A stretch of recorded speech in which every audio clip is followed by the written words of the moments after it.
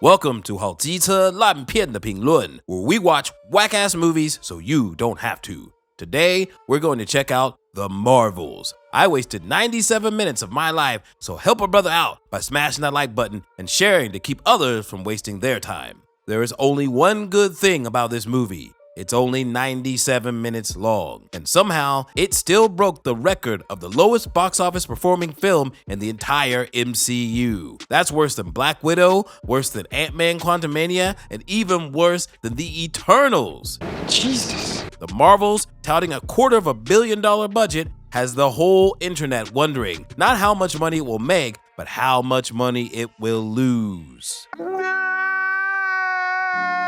This all-female cast prides itself on diversity. 3 heroines, a female villain, a female director, and even a female writer, yo. That reminds me of something Brie Larson said a while back. I do not need a 40-year-old white dude to tell me what didn't work for him about A Wrinkle in Time. It wasn't made for him. And actually, the only white male character with lines appears for only about 5 seconds in the movie. And the only black male character with noticeable screen time is Nick Fury, whose job has been reduced to comic relief and reminding the audience that, hey, this is a Marvel movie, yo! All other male characters in the film are either buffoons or non-threatening male companions, aka sidekicks. The MCU has truly become the MCU. And when it comes to the camera work, this movie plays out like some self-obsessed Douyin or wannabe influencer account with loads of pointless close-up shots of various facial angles. No angle of Captain Marvel's face can be spared for the audience's enjoyment. Close-ups in movies are traditionally meant to convey emotion or intensity, but in the Marvels, even when characters are doing basic things like listening to explanations or doing absolutely nothing at all, according to the director, they must have a close-up. But hey, what can you expect from a director whose only directing credits before the Marvels is literally a short film, a podcast, and oh yeah,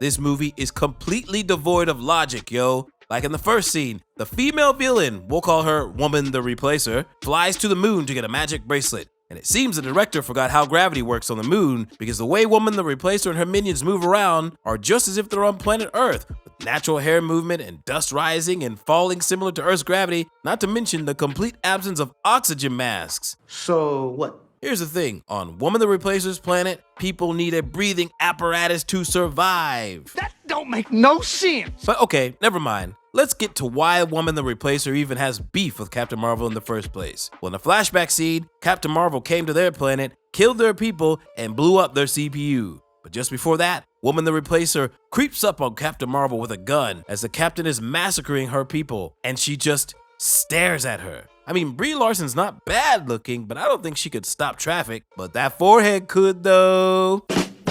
Like, why not shoot at Captain Marvel or tell her to f*** off or something? Nope, Captain Marvel just buries her in a pit of rubble, cause you know, the plot has to happen. What? Speaking of Captain Marvel, isn't she supposed to be like the strongest hero in the MCU? Well, in one scene, the director spends 3 minutes, that's 3% of the entire film, to show her and her empowerment sidekicks fighting 2 minions just to tell the audience, hey, they can trade places, it's equity in motion. Although they never actually get around to explaining exactly how the equity swap works. I mean, sometimes they swap and sometimes they don't. It's Hollywood, baby. Then there's a scene where Kamala, no, not that one, who can't fly, is chatting with her family and accidentally swaps places with Captain Marvel, who is on Woman the Replacer's ship. Oh, did I mention she can't fly? But Captain Marvel doesn't give a fuck. She's like letting the girl fall, and somehow Kamala just happens to land in just the right place every single time. This lack of logic and common sense is a pervading theme throughout the entire movie, dude. It's a marvel anyone could sit through a movie like this.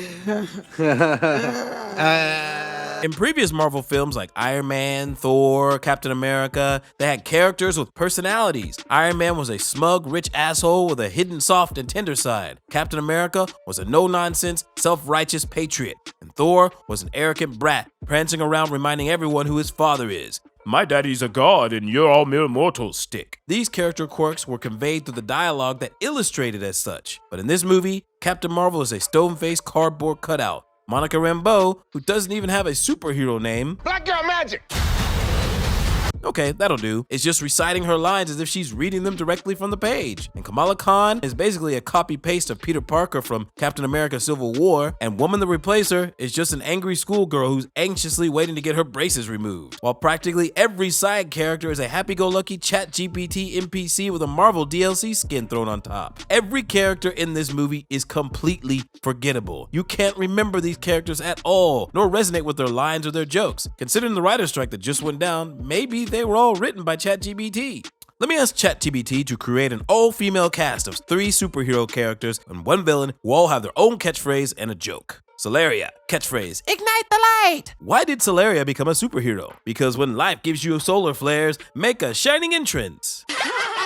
Techno-Wiz, catchphrase, in the blink of a circuit. Why did Techno-Wiz bring a computer to the party? She heard it was great at breaking the ice and it had some killer dance moves. Aquaverve, catchphrase, ride the wave. What did Aquaverve say to the fish who wanted fashion advice? Scale back on the bling, my fantastic friend.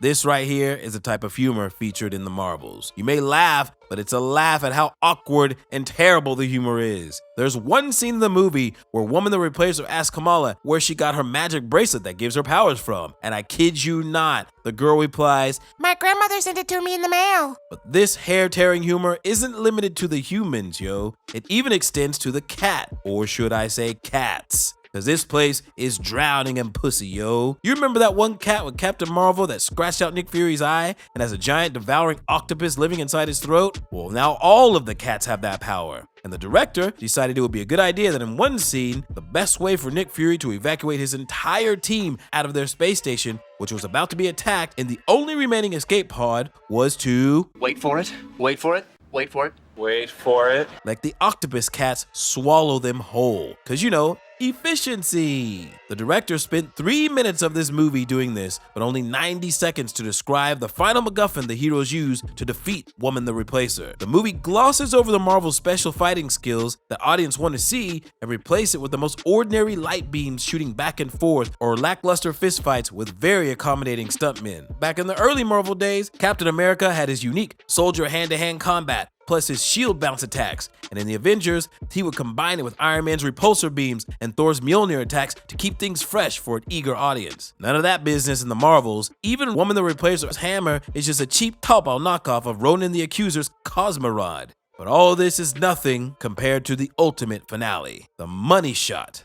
Literally. Towards the end of the film, our 3 diversity heroines close a broken hole in the time-space continuum by injecting energy into one person's body. I kid you not. Let me show you a picture and I will say absolutely nothing. 有这么舒服吗? Yes! In the end, the message of this film, to hell with white men, to hell with logic, and to all hell with downright common sense. And the shocking result, to hell with the box office. So there you have it. 97 minutes of my life wasted, so yours doesn't have to be. But I'm willing to do it again. What other whack-ass movies are there out there? Drop them in the comments down below and allow me to save everyone a huge waste of time, and I will see you on the flip side. Peace!